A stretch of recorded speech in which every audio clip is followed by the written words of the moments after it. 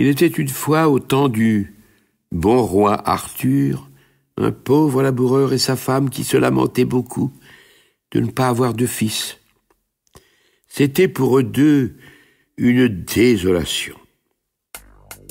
Une vieille femme qui était de leurs amis leur parla d'un magicien capable, selon elle, de faire des miracles en la matière.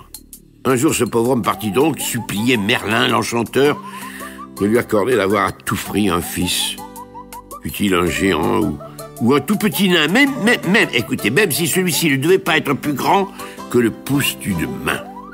Eh bien, brave homme, puisque tu le veux si fort, cet enfant, il me reste justement un peu de potion procréatrice. Voyons un peu...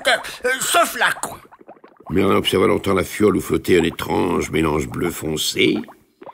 Le magicien sourit largement et dit soudain...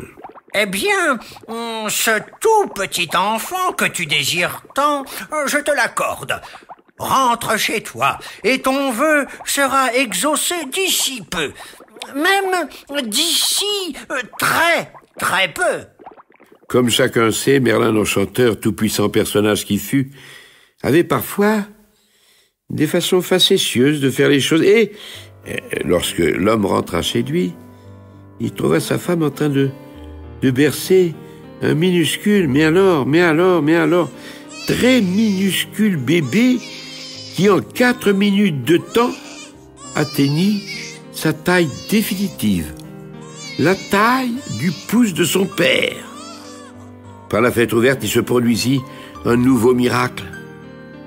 La reine des fées, qui passait par là par hasard, vint servir de marraine au nouveau-né et le nomma Tom Pouce.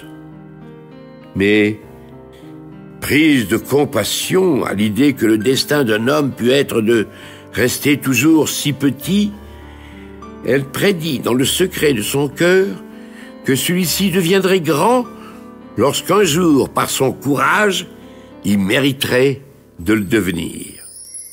Tout ce qui est petit est toujours gentil. Je m'appelle Tom Pouce et jamais, on n'a rien vu de plus petit.